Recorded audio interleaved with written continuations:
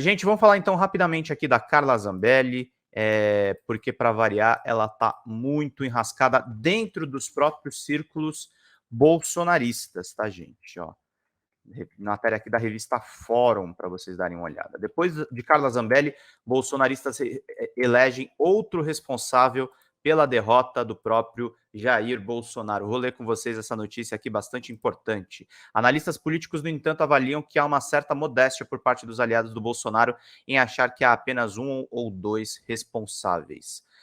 Considerada por bolsonaristas como a primeira e maior responsável pela derrota de Jair Bolsonaro nas últimas eleições foi a deputada federal Carla Zambelli, após ela ter apontado uma arma para o jornalista Luan Araújo nas imediações da Avenida Paulista, em São Paulo, na véspera do segundo turno. Há, no entanto, um outro tipo de político apontado como responsável. Trata-se do filho próprio o filho mais velho de Bolsonaro, o senador Flávio Bolsonaro. Ele, que foi um dos coordenadores da campanha do pai, tem sido apontado por bolsonaristas por vários erros, inclusive na reta final. Os erros. Flávio é criticado, por exemplo, por ter deixado agendas em São Paulo, maior colégio eleitoral, em segundo plano. Além disso, bolsonaristas arrependidos avaliam ter sido um erro ele ter segurado a carta com 22 compromissos, só divulgado na véspera do segundo turno.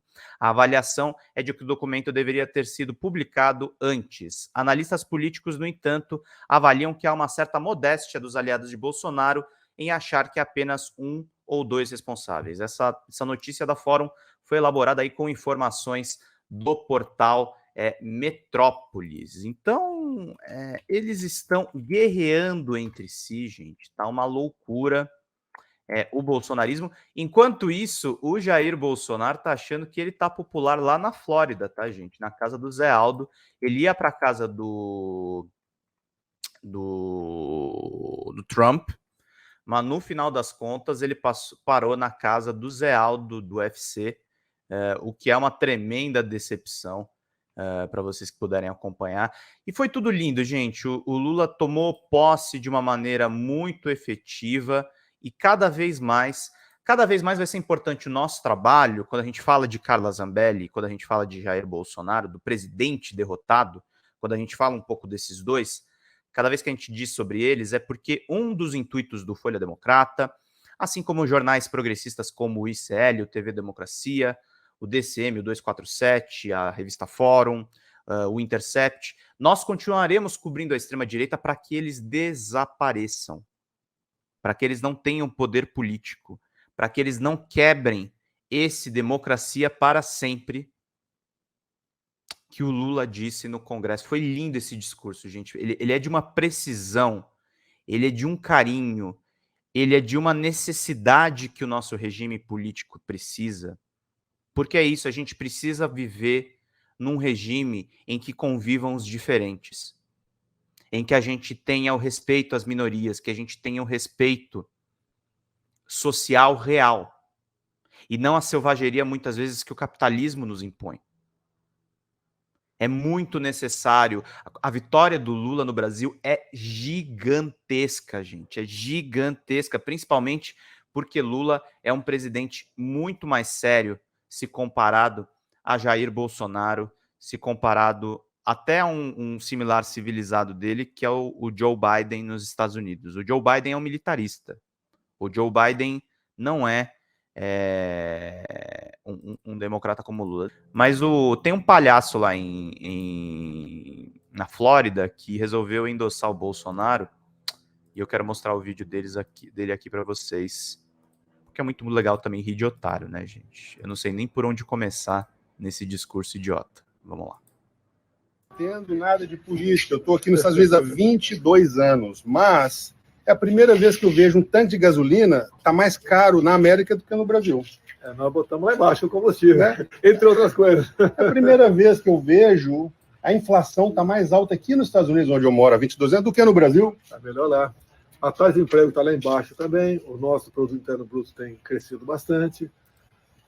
Na economia, nós realmente, com a equipe que nós colocamos lá, deu show. Você sabia que o Brasil é o segundo país mais digital do mundo? Olha, conseguimos nosso governo.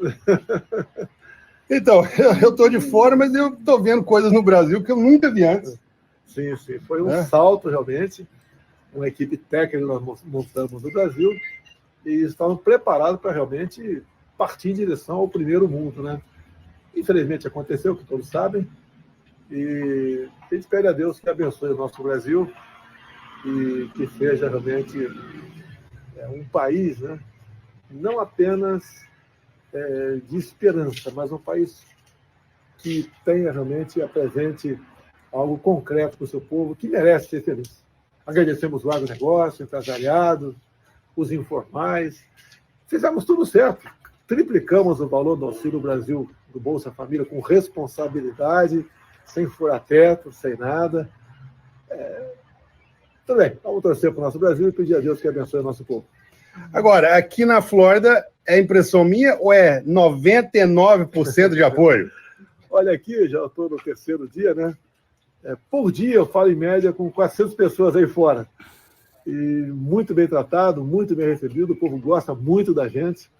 E eu fico feliz em ver brasileiros aqui fora bem-sucedidos. Amém. É isso aí. Bem-vindo à Flórida. Obrigado. Vira presidente da Flórida, Bolsonaro. Vira presidente dessa espelunca aí nos Estados Unidos, pô. Já que você cumprimenta 400 pessoas, parabéns. Vira presidente aí desse estado americano. Esquece o Brasil. O Brasil não votou em você. O Brasil não te elegeu. Esses fascistas mentem de forma repugnante. A Débora tá corretíssima aqui no nosso chat. Ele não teve o que entregar. Ele disse que inventou o Pix. O auxílio de R$600 foi pedido pela oposição, não foi por ele. Ele queria privatizar tudo. Ele não usou máscara. As quase 700 mil pessoas morreram. É sem anistia a esse genocida. Não pode ter perdão. Não vai ter perdão. Nós, povo brasileiro, nós estamos nos vingando do que esse homem fez. Mas é claro, a gente não vai defender aqui porque nós defendemos o regime democrático e nós somos melhores. Nós vamos defender que a justiça o julgue da maneira mais apropriada e que a justiça haja de uma maneira muito efetiva. Mas ele vai ser responsabilizado. Não tem anistia para o genocida. Não tem anistia para quem ajudou esse projeto a se propagar. Não tem perdão a esse tipo de coisa. Porque não é crime de roubo, não é crime de corrupção, não é a corrupção sistêmica. Não é um crime menor, não é a ausência de um crime, que foi o caso da presidenta Dilma Rousseff. É outra situação, é outro pedal. Bolsonaro tem que ser responsabilizado. E tem que ser preso, se a justiça assim o decidir. Não é à toa que ele é um cagão, não é à toa que ele é um fujão, não é à toa que Hamilton Mourão vai lá e faz um discurso desse tipo. Eu vou até mostrar um trecho para vocês, porque eu acho importante. Eu tava no barato de ler um pouco mais das notícias do Lula, mas o discurso do Mourão, de fato, foi muito bom nesse aspecto. Porque é isso, o Bolsonaro não pode ter perdão ao que ele fez. E eu vou colocar aqui o ponto alto do discurso para vocês verem comigo, porque é isso, não pode ter anistia com genocida, não pode existir isso, não pode haver isso. E até o Mourão, que é um militar dessa tradição golpista, entendeu o que Bolsonaro fez. Olha o discurso dele. Obrigado por teu voto. Desejo concitá-los a lutar pela preservação da democracia, dos nossos valores, do Estado de Direito e pela consolidação de uma economia liberal, forte, autônoma e pragmática, e que, nos últimos tempos, foi tão vilipendiada e sabotada por representantes dos 3 poderes da República, pouco identificados com o desafio da promoção do bem comum.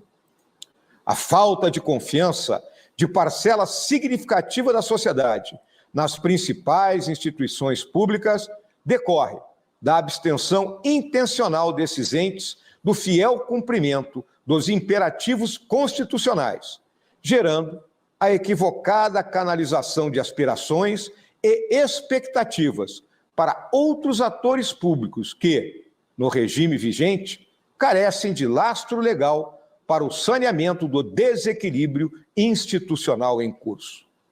Lideranças que deveriam tranquilizar e unir a nação em torno de um projeto de país deixaram com que o silêncio ou o protagonismo inoportuno e deletério criasse um clima de caos e de desagregação social e, de forma irresponsável, deixaram que as Forças Armadas de todos os brasileiros pagassem a conta. Eu não tenho a menor simpatia pelo Hamilton Mourão. O Hamilton Mourão ele está muito vinculado a vários setores golpistas do Exército Brasileiro. Mas ele está corretíssimo nisso e sem citar o Bolsonaro. O Bolsonaro botou os militares numa enrascada, num delírio golpista em que você tem pessoas acampadas na frente dos quartéis, gritando impropérios, perdidas em seus próprios raciocínios, falando em guerra santa. Tem gente na frente dos quartéis falando em guerra santa. Então é isso como o Leonardo Salomão falou aqui, ó. Esse discurso do Mourão prova que até um relógio quebrado acerta 2 vezes. É basicamente isso, gente. Ele não é um democrata, não é uma pessoa que merece tanto assim o nosso respeito, mas ele está correto nessa afirmação.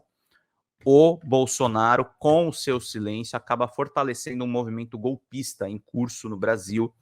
E aí, quando a coisa apertou e quando ele viu que o golpe não daria certo, ele vai, pega o avião da Força Aérea e sai do país de uma maneira covarde e de uma maneira minúscula.